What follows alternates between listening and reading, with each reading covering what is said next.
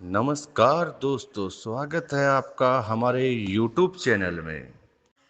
आज की कहानी जिसका शीर्षक है इंसानियत वाली दुकान। आइए कहानी शुरू करते हैं।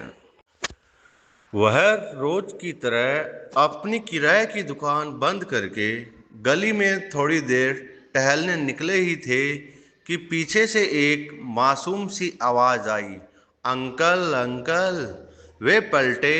एक लगभग 7-8 साल की बच्ची हाँफती हुई उनके पास आ रही थी। क्या बात है, भाग कर आ रही हो? उन्होंने थोड़े थके मगर सौम्य स्वर में पूछा। अंकल, 15 रुपए की कन्या। कन्या चावल के छोटे छोटे टुकड़े उनको कहते हैं, और 10 रुपए की दाल लेनी थी। बच्ची की आंखों में मासूमियत और जरूरत दोनों झलक रहे थे।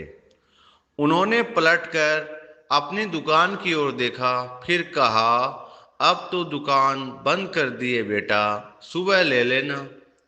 अभी चाहिए थी अंकल, बच्ची ने धीरे से कहा। जल्दी आ जाया करो ना, सारा सामान समेट दिया है अब। उन्होंने नरम मगर व्यावसायिक अंदाज में कहा। बच्ची चुप हो गई, आंखें नीची करके बोली, अंकल सब जगह जाकर आ गई, सब दुकानें बंद हो गई और घर में आटा भी नहीं है। केवल आप ही दुकान के बाहर मिले हो, वो भी बंद करते हुए। कृपया करके मुझे सामान दे दीजिए ना। उसके ये शब्द किसी हथौड़ी की तरह उनके सीने पर लगे। वे कुछ देर चुप रहे, फिर पूछा, तुम पहले क्यों नहीं आई? अंकल, पापा अभी घर आए हैं और घर में सामान बिल्कुल भी नहीं, ना पैसे थे। वो रुकी, शायद आंसू रोक रही थी। उन्होंने कुछ और पूछने की जरूरत ही नहीं समझी थी। उन्होंने बच्ची की आंखों में देखा और बिना कुछ कहे ताले की चाबी जेब से निकाल ली, दुकान का ताला खोला, अंदर घुसे और समेटे हुए सामान को हटाते हुए कन्या और दाल बिना तोले ही थैले में डाल दी। बच्ची ने थैला पकड़ते हुए कहा, धन्यवाद अंकल। कोई बात नहीं बेटा, अब घर ध्यान से जाना। इतना कहकर उन्होंने दुकान फिर से बंद कर दी। उस रात वह जल्दी सो भी नहीं पाए, थकान होने के कारण और बच्ची की बातों से। मन में बच्ची की उदासी, उसका मासूम चेहरा और वो शब्द, घर में आटा भी नहीं है, गूंजते रहे। उन्हें अपना बचपन याद आ गया। वे भी कभी ऐसे ही हालात से गुजरे थे। पिता रिक्शा चलाते थे, माँ दूसरों के घरों में काम करती थी। कई बार तो रात को पानी में रोटी भिगोकर खाना पड़ता था। तब किसी ने मदद की होती तो कितना सुकून मिलता था। अब मेरे पास दुकान है, कमाई है, लेकिन क्या मैंने इंसानियत भी कमा ली है? उन्होंने खुद से ही ये सवाल किया। सुबह जब वो उठे, उन्होंने दुकान खोली तो सबसे पहले एक बोर्ड बनाया। उस पे लिखा, यदि आपको जरूरत हो और पैसे न हो तो बेहिचक बताइए, कुछ सामान उधार नहीं, हक से मिलेगा। पास में ही एक डब्बा रख दिया जिस पर लिखा था, अगर आप किसी के लिए मदद करना चाहें तो इसमें पैसे डाल सकते हैं।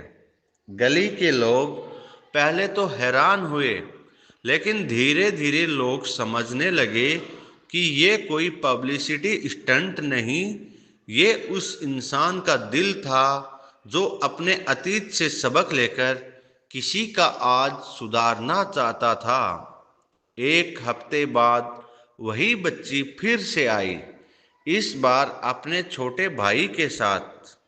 अंकल, पापा ने कुछ पैसे दिए हैं, पिछली बार जो आपने दिया था उसका भी जोड़ लेना, वह मासूमियत से बोली। नहीं बेटा, उस दिन जो दिया था वो इंसानियत का कर्ज था, उसका कोई हिसाब नहीं होता। बच्ची मुस्कुरा दी। उसने दुकान में रखा वो बोर्ड पढ़ा और बोली, पापा ने कहा है कि जब वे मजदूरी करके लौटेंगे तो इस डब्बे में पैसे डालेंगे ताकि किसी और को भी मदद मिल सके। उस दिन उस दुकानदार की आंखें भर आई। किसी ने सच ही कहा है, नेकी कभी बेकार नहीं जाती। धीरे धीरे इस दुकान का नाम गली में फैलने लगा, इंसानियत वाली दुकान। गली की बुजुर्ग महिलाएं, अकेले रहने वाले बुजुर्ग और दिहाड़ी मजदूर अब यहाँ से इज्जत से सामान लेते। जो सक्षम होते वे उस डब्बे में कुछ न कुछ डालते जाते। कई स्कूल के बच्चे भी अपने गुल्लक से पैसे लाकर उसमें डालते। यह दुकान अब सिर्फ व्यापार का स्थान नहीं थी, यह एक भरोसे का मंदिर बन गई थी। कुछ ही समय में इस दुकान की चर्चा सोशल मीडिया पर हुई। एक स्थानीय पत्रकार ने इस कहानी को अपने अखबार में छापा। जहां मुनाफा जरूरी नहीं, जरूरत की कीमत ज्यादा है। पढ़िए इस दुकान की कहानी। यह लेख वायरल हो गया। कई सोशल मीडिया पेजों ने इस दुकान का वीडियो भी बनाया। लोग दूर दूर से इस इंसानियत वाली दुकान को देखने आने लगे, पर दुकानदार ने कभी उसका फायदा नहीं उठाया। उन्होंने कहा, अगर एक बच्ची की भूख ने मुझे बदल दिया तो शायद ये दुकान किसी और को भी बदल दे। वो बच्ची अब रोज स्कूल जाती है। दुकानदार ने उसके स्कूल की फीस भी गुप्त रूप से भर दी। उसके पिता ने दुकानदार से कहा, आपने उस दिन सिर्फ चावल और दाल नहीं दी थी, आपने मेरी बेटी को भरोसा दिया था कि दुनिया में अच्छे लोग अब भी जिंदा हैं। आज भी उस दुकान के बाहर वो बोर्ड लगा है, यदि आपको जरूरत हो और पैसे न हो तो बेहिचक बताइए। उस डब्बे में हर दिन कोई ना कोई चुपचाप कुछ न कुछ डालकर चला जाता है। यह कहानी उस छोटी सी बच्ची की है, लेकिन यह बदलाव की बड़ी लहर बन चुकी है।